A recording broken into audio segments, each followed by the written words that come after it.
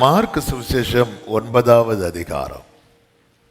Mark சுவிசேஷம் 9வது அதிகாரம் அதனுடைய 27வது வசனத்தை நான் வாசிக்கிறேன். மார்க்கு 9:27. இந்த மாதம் வாக்குத்தத்த வார்த்தைக்காய் ஜெபித்த போது கர்த்தர் காண்பித்து தந்த வார்த்தை இது. வாசிக்கிறேன். மார்க்கு 9:27. இயேசு அவன் கையை பிடித்து அவனை தூக்கினார். உடனே அவன் எழுந்திருந்தார். கரங்களை உயர்த்தி ஹல்லேலூயா. இயேசு அவன் கையை பிடித்து அவனை தூக்கினார். உடனே அவன் எழுந்திருந்தான் என்று வேதம் சொல்லுகிறது. ஆமென். நாம் ஆராதிக்கிற நம் தேவன் தம்முடைய கையினால் நம்மை தாங்குகிறவர் மட்டுமல்ல, நம் கையை பிடித்து நான் உனக்கு துணை நிற்கிறேன் என்று சொல்லுகிறவர் மட்டுமல்ல, நம் கையை பிடித்து நம்மை தூக்கி விடுகிற கர்த்தர். ஹல்லேலூயா. தூக்கி விடுகிற கர்த்தர். இந்த நாளிலே இந்த சத்தத்தை சமீபத்திலும் தூரத்திலும் இருந்து கேட்கிற ஒவ்வொருவருக்கும் சொல்லுகிற அன்பின் நற்செய்தி, நீங்க எந்த நிலைமையில் இருந்தாலும் அந்த நிலைமையிலிருந்து எழும்ப பண்ண கர்த்தர் தம்முடைய கையை நீட்டி உங்களை தூக்கிவிட வல்லவராயிருக்கிறார். இங்கே ஒரு வாலிபனை குறித்து சொல்லப்பட்டிருக்கிறது. அந்த சரித்திரத்துக்குள் ரொம்ப போகவில்லை, நமக்கு அது தெரியும். ஆமென். அந்த வாலிபன் எந்த நிலையிலிருந்து கர்த்தர் அவனை தூக்கி விட்டார் என்று அதற்கு முந்தின வசனத்திலே சொல்லப்பட்டிருக்கிறது. அப்பொழுது அது சத்தமிட்டு அவனை மிகவும் அலைக்கழித்து புறப்பட்டு போயிற்று. அடுத்த வார்த்தை, அவன் செத்து போனான் என்று அநேகர் சொல்லத்தக்கதாக செத்தவன் போல் கிடந்தான் என்று வேதம் சொல்லுகிறது. செத்து போனான் என்று அநேகர் சொல்லத்தக்கதாய் ஒரு தகப்பன் ஒரு ஒரு ஒரு ஆவியினாலே அலைக்கழிக்கப்பட்ட தன் மகனை இயேசுவினிடத்திலே கொண்டு வருகிறான். அவன் வந்தபோது இயேசு முதலாவது அங்கே இல்லை. இயேசு மலையில ஜெபித்து கொண்டிருக்கிறார். அவருடைய சீஷர்கள் என்னெல்லாமோ செஞ்சு பார்க்குறாங்க. ஆனால் இந்த பிசாசு போக மாட்டேங்குது. பிரச்சனை அதிகரிக்குது. ஜனங்க கூட ஆரம்பிக்கிறாங்க. வாக்குவாதமாக மாறுது. பிரச்சனை வாக்குவாதமாக போயிட்டு இருக்கும்போது இயேசு இறங்கி வரார், விசாரிக்கிறார். அதன் பிறகு அந்த ஆவி அவனை விட்டு வெளியேறும்படிக்கு அவர் கட்டளையிடுகிறார். கட்டளையிட்ட போது அந்த ஆவி வெளியே போச்சு. அது எப்படி போச்சா, அது சத்தமிட்டு அவனை மிகவும் அலைக்கழித்து. என்னைக்குமே புரிஞ்சுக்கோங்க, கர்த்தர் யார் வாழ்க்கையில விடுதலை கொடுக்கணும்னு நினைக்கிறாரோ அவனை தான் சத்துரு கண் வைப்பான். ஆனா ஜெயம் கர்த்தருக்கு தான். ஹல்லேலூயா. ஜெயம் கர்த்தருக்கு தான். உங்க வாழ்க்கையில கர்த்தர் ஒன்றை கட்டளையிட்டு இருக்கிறார் என்றால் அதை எப்படி புரிந்து கொள்ள தெரியுமா? இதுவரை இல்லாத அளவுக்கு பிரச்சனை அதிகரிக்கும். இதுவரை அவனை அலைக்கழித்து கொண்டுதான் இருந்தது. தீயிலும் தண்ணீரிலும் அவனை தள்ளி கொண்டுதான் இருந்தது. ஆனால் இப்பொழுது அது அவனை எப்படி அலைக்கழிக்குது தெரியுமா? மிகவும் அலைக்கழித்து. கர்த்தருக்கு மகிமை உண்டாவதாக. ஆண்டவர் இப்படி கட்டளையிடுறதுக்கு முன்னாடி என்ன நடக்குது அப்படின்னா, இங்க என்ன நடக்குதுன்னு பார்க்கிறதற்கு 25வது வசனத்திலே சொல்லப்பட்டிருக்கிறது. ஆமென். ஜனங்கள் கூட்டமாய் ஓடி வருகிறார்கள். கூட்டமாய் ஓடி வராங்க. சுத்தி நிற்கும் போதுதான் இயேசு கட்டளையிடுகிறார். அந்த ஆவி அவனை அலைக்கழித்து அவனை விட்டு போயிற்று. அவன் எப்படி கிடந்தானா? செத்தவனை போல. செத்து போனான் என்று அநேகர் சொல்லத்தக்கதாய். இந்த இடத்துல ஆமென், கர்த்தருக்கு மகிமை உண்டாவதா. ஒரு காரியத்தை புரிந்து கொள்ளுங்கள். ஒருத்தங்க அடிபட்டு கிடந்தா அவங்கள தூக்குவாங்களா? தூக்குவாங்க. ஒருத்தங்க செத்து கிடந்தா அவங்கள தூக்குவாங்களா? தூக்க மாட்டாங்க.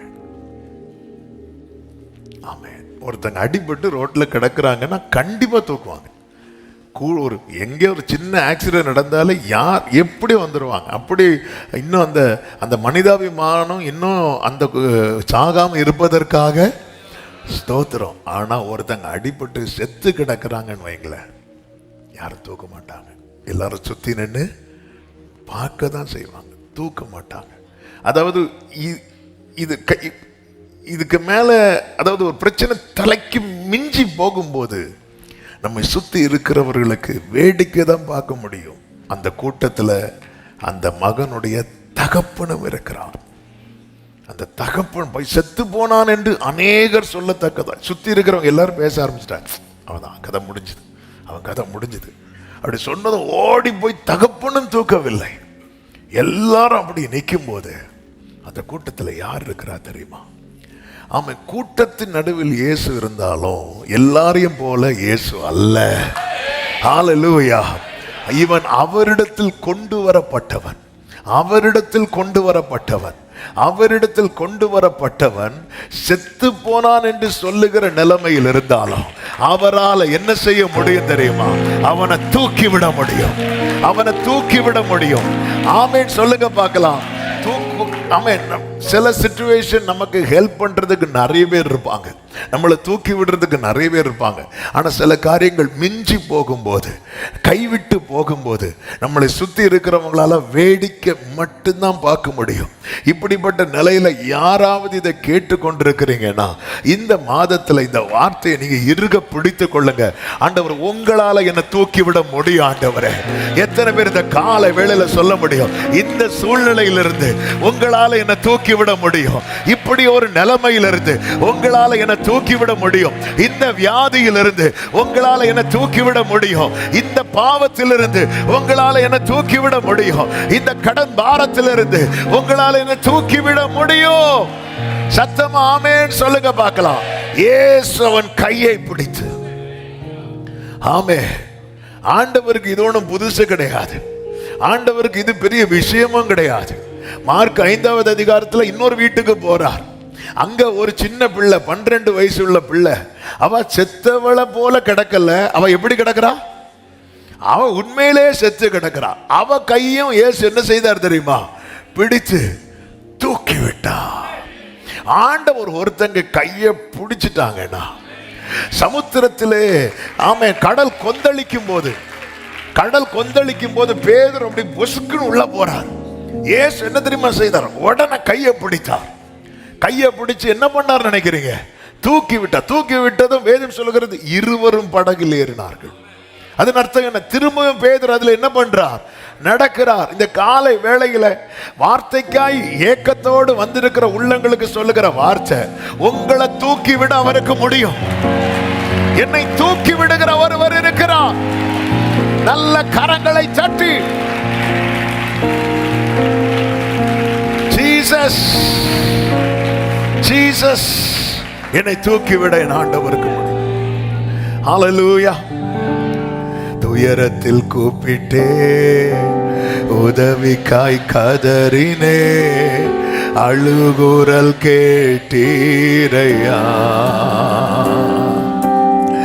துயரத்தில் கூப்பிட்டேன், உதவிக்காய் அழுகுரல் கேட்டீரையா. குனிந்து தூக்கினீர், குனிந்து தூக்கினீர், பெரியவனாக்கினீர் உமது காருண்யத்தா.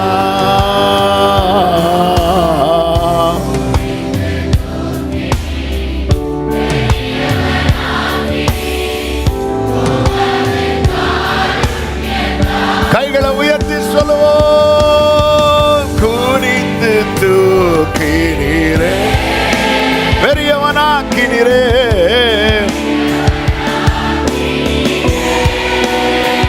ஜீசஸ் உமது காருண்யத்தா பெரியவனாக்கினீரே.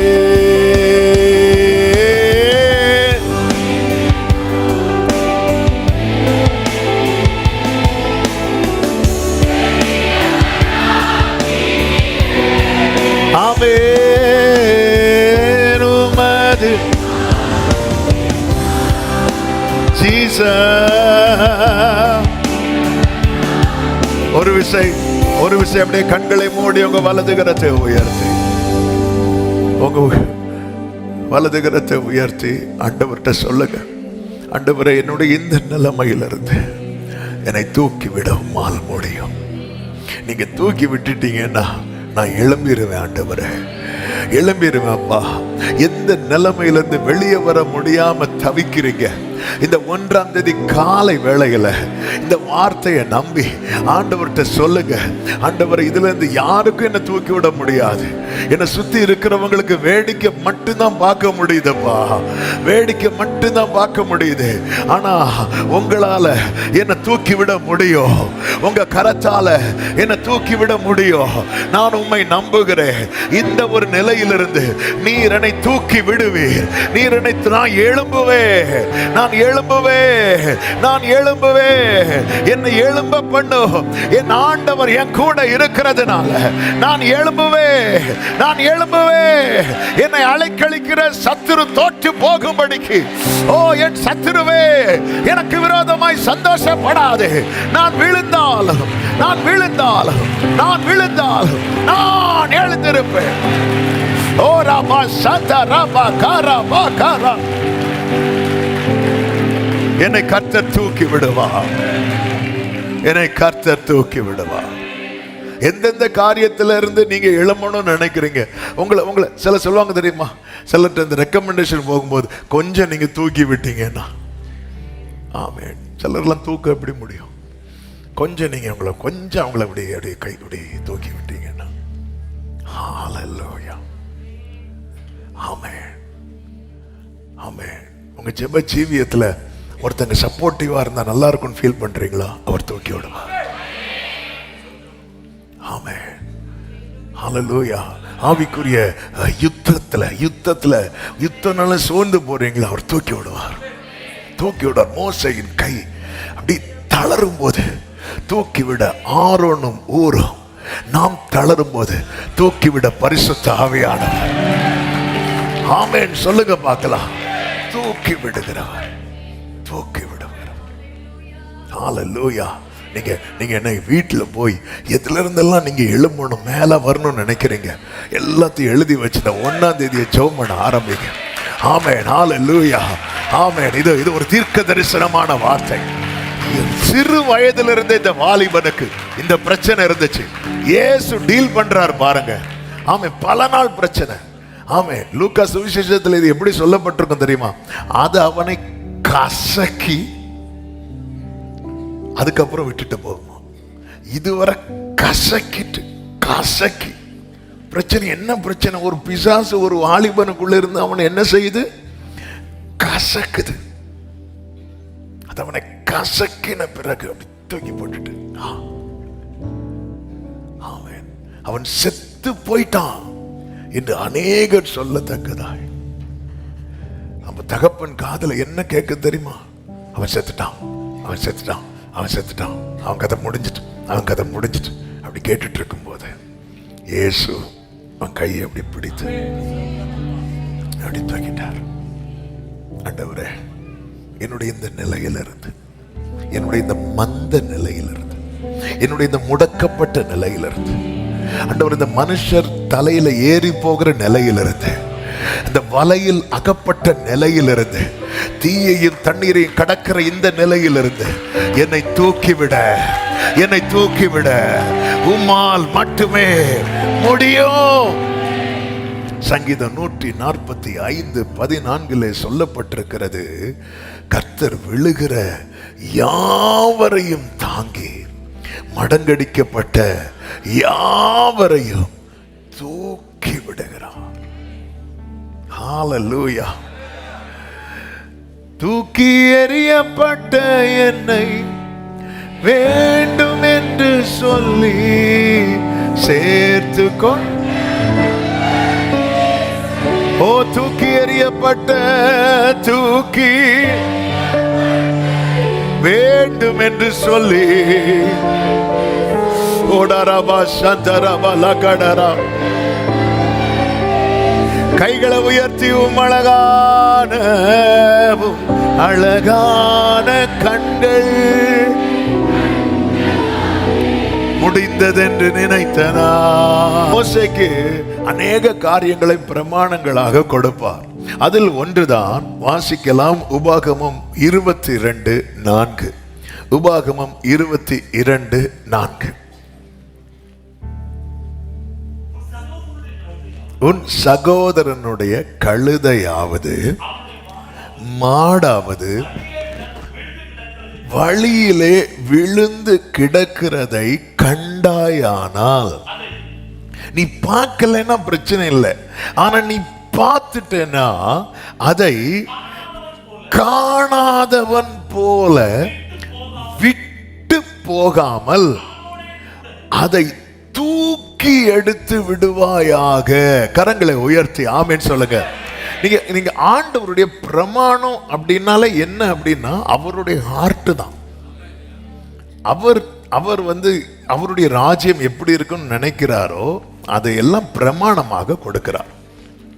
கிங்டம்ஸ் லா தான் the word of God, இந்த வேதாகமம், பரலோக லா புக் தான் இது. இதப்போ அவருடைய ஹார்ட். இதுவரை இந்த வாலிபனை எத்தனையோ முறை இந்த ஆவி அலைக்கழித்திருக்கிறது. அப்பொழுது அவன் அவர் பார்வையில் இல்லை. இப்பொழுது அவன் எங்க இருக்கிறான் தெரியுமா? அவர் பார்வையில். ஆண்டவர் சொல்றாரு, உன் சகோதரனுடைய கழுதையாவது மாடாவது வழியில விழுந்து கிடக்கிறதை நீ கண்டாயானால், நீ பார்க்கலன்னா பிரச்சனை இல்லை, இப்ப நீ பார்த்துட்ட, நீ கண்டாயானால் அதை காணாதவன் போல விட்டு போகாமல். ஆமென், ஹல்லேலூயா. இதுக்கு முன்னாடி இந்த வாலிபனை எத்தனையோ முறை அலைக்கழித்தது. ஒன்றை புரிந்து கொள்ளுங்க, நாம மாடோ நாம கழுதையோ கிடையாது, நாம் அவருடையவர்கள். ஒரு மாடோ கழுதையோ விழுந்து கிடக்கிறத பார்த்தா கூட நீ பார்க்காம போயிடக்கூடாது, அதை தூக்கி விடணுங்கிறதுல அவர் இவ்வளவு உறுதியா இருப்பார் என்றால், இந்த நாளில என்னை கேட்கிற அன்பு சகோதரா சகோதரி, இதுக்கு முன்னாடி உன் பிரச்சனை தெரியாது, நீ எங்க விழுந்து கிடந்த தெரியாது. ஆனா இப்ப நீ அவர் சமூகத்துல வந்துட்ட, அவருக்கு முன்னாடி வந்துட்ட. இனி அவர் கண்டும் காணாதவர் போல இருக்க மாட்டார். அந்த ஆவி அந்த வாலிபன் இதுக்கு முன்னாடி எத்தனையோ முறை அலைக்கழித்தது, எத்தனையோ முறை. ஆனா அப்பொழுதெல்லாம் தூக்கி விடுறதுக்கு இவர் வரல. ஏன்? அவர் பார்வையிலே இல்லை, அவர் எல்லைக்குள்ளேயே இல்லை. இப்பொழுது வேதம் அழகாய் சொல்லுகிறது. அவன் செய்தி அது இன்னொரு ஆங்கிள் போறதுனால நான் இதை ரொம்ப டீட்டெயிலா சொல்லாம நான் செய்திக்குள்ள போக விரும்புகிறேன். ஆமென். அவன் அவரிடத்தில் கொண்டு வருகிறான், அவரிடத்துல. ஆமா, நீ விழுந்தாலும் எங்க விழுந்துரு தெரியுமா? அவர்கிட்ட விழுந்துரு. நீ கஷ்டப்பட்டாலும் அவருக்கு முன்னாடி கஷ்டப்படு. நான் சொல்றது உங்களுக்கு புரியுதான்னு தெரியல. ஆமே, ஆண்டவரே உமக்குள்ள வந்ததுக்கு அப்புறம் தானே இவ்வளவு பாடு, இவ்வளவு நெருக்கம். நீ அவருடைய பிரசன்ஸ்ல நீ என்ன கஷ்டப்பட்டாலும் அவர் பார்த்துட்டு சும்மா இருக்க மாட்டார். உபத்திரவப்படுகிறவனுடைய உபத்திரவத்தை அற்பமா எண்ணாமலும் அருவருக்காமலும் அவனுக்கு தம்முடைய முகத்தை மறைக்காமலும் இருக்கிற தேவன். நான் எங்க விழுறேன், நான் எங்க அழுறேன், இது ரொம்ப முக்கியம். நான் எங்க விழுறேன் ரொம்ப முக்கியம், நான் எங்க அழுறேன் ரொம்ப முக்கியம். அன்னால் வீட்டில இருந்து அழுதுட்டு இருக்கிறா, ஒரு வார்த்தை வரல, ஆனா அவர் சமூகத்தில் அவர் பார்வையில வந்து அழ ஆரம்பிச்சுட்டா பாருங்க. அதுவும் சாதாரண அழுகல்ல, அவர் பார்வையில வந்தது மனங்கசந்து அழுதா. ஆமா, வீட்டில் எப்படி அழுதா? அழுதா. சமூகத்தில் வந்ததும் மனம் கசந்து அழுதா. அவர் பார்வையில வந்துட்டுல, இனி அவர் கண்டும் காணாம விட்டுருவாரா? ஆண்டவர் ஒரு ஊமையை சொல்லுகிறார். ஊமை அல்ல, ஒரு சம்பவத்தை சொல்லுகிறார். ஒருவன் எருசலேமிலிருந்து எரிகோவுக்கு வழிப்பிரயாணமாய் புறப்பட்டு போகிறான். அவன் கள்ளர் கையிலே அகப்பட்டு அவனை அடித்து குற்றுயிராய் விட்டு விட்டு போகிறார்கள். அந்த வழியாய் ஒரு ஆசாரியன் வருகிறான், ஒரு லேவியன் வருகிறான். அதன் பிறகு ஒரு சமாரியன் வருகிறதை இயேசு சொல்லுகிறார். ஆமென், ஆமென். அந்த சமாரியன் என்ன செய்கிறானாம்? அவனை கண்டு, அவனை பார்க்கலன்னா பிரச்சனை இல்லை, அவனை பார்க்கலன்னா பிரச்சனை இல்லை. உங்க காரியத்தை நீங்க ஆண்டவர் சமூகத்தில் தெரியப்படுத்திடுங்க. பேதுரு மூழ்கும் போது அமைதியா இருந்தான்னா பிரச்சனை வேற. ஆனா அவரை பார்க்க வச்சான் பாருங்க. எப்படி பார்க்க வச்சான் தெரியுமா? ஆண்டவரேன்னு கத்துனான். அவரை பார்க்க வைத்தான் பாருங்க. இன்னைக்கு ஆமே, நீங்க எந்த நிலையில தூக்கி விடணும் கர்த்தரால முடியும். நீங்க அவரை பார்க்க வைங்க, நீங்க அவரை பார்க்க வைங்க. அதனாலதான் அவருடைய சமூகத்துல அவரை பார்க்க வைங்க. அதுதான் ஆமே, ஆண்டவரே பரலோகத்திலிருந்து கர்த்தர் நோக்கி பார்க்க மட்டும். புலம்பல் ஒரு வசனம் உண்டல்லவா? புலம்பல் புஸ்தகம் 3வது அதிகாரத்துல அந்த வார்த்தை இருக்கிறது. பரலோகத்திலிருந்து 3வது அதிகாரம் 49வது வசனம், 49:50 வாசியுங்கள். கர்த்தர் பரலோகத்திலிருந்து நோக்கி பார்க்கும் மட்டும் என் கண் இடைவிடாமல் ஓய்வின்றி நான் அழுதுட்டே இருக்கிறேன். அப்பா என்ன பார்க்க மாட்டீங்களா? ஆண்டவர் பார்த்துட்டாருன்னு எங்களை, அவர் பார்த்துட்டாருன்னா அவர் டீல் பண்றதே வேற. அவர் பார்த்துட்டு பார்க்காதது போல விட மாட்டார். ஒரு கல்யாண வீட்டுக்குள்ள என்ட்ராகும் போது அவர் கண்ணுக்கு 6 கற்சாடி தென்படுகிறது. பார்த்துட்டார்ல, இனி அதை தூக்கி எடுத்துடுவார். அவ்வளவுதான், பார்த்துட்டார்ல, சகைவ பார்த்துட்டார்ல, இனி அவனை எல்லா அக்கிரமத்திலிருந்து தூக்கி எடுத்துடுவார். இன்னைக்குள்ள செய்தி, தூக்கி விட கர்த்தருக்கு முடியும். ஆனா கர்த்தரை பார்க்க வைக்கிறது உங்ககிட்ட தான் இருக்கு. அவரை பார்க்க வைங்க, அவர் பார்க்கணும். கண்டாயானால், இது எவ்வளவு காலமா இருக்கு இந்த பிரச்சனை? அது பிரச்சனை பல சின்ன வயசுல இருந்து இருக்கு. ஆண்டவரே, இவ்வளவு நாள் நீங்க ஆண்டவரே தூக்கி விட வரல, ஏன் பார்வையிலே இல்லை? இந்த மேட்ரு, இந்த விஷயம் எனக்கு என் எல்லைக்குள்ளே வரல, என் டேபிள்லே வரலையே. இந்த மேட்ரு, இந்த காரியம் டேபிள் என் கோர்ட்லயே வரல. ஆண்டவர் சமூகத்திலே வராத மேட்டர்ல ஆண்டவர் எப்படி டீல் பண்ணுவார்? ஆமே, இந்த ஃபைல் அவர் டேபிள்லே வரல, அவர் பார்வையிலே இல்லை.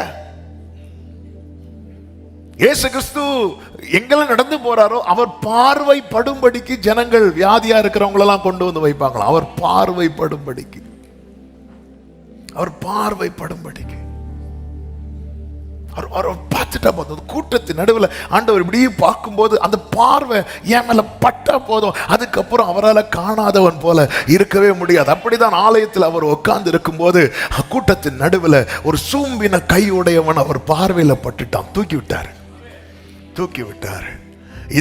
இந்த மார்ச் வந்து டார்கெட் என்ன தெரியுமா? அவர் பார்வையில் நான் இருக்கணும், அவர் பார்வை என் மேல படணும். ஆமென். நோக்கி பார்க்க மட்டும் என்னை பாரும், என்னை பாரும், என்னை பாரும், என்னை பாரும், என்னை பாரும், இந்த ஒரு முறை இறங்கும் கெஞ்சுகிறேன்.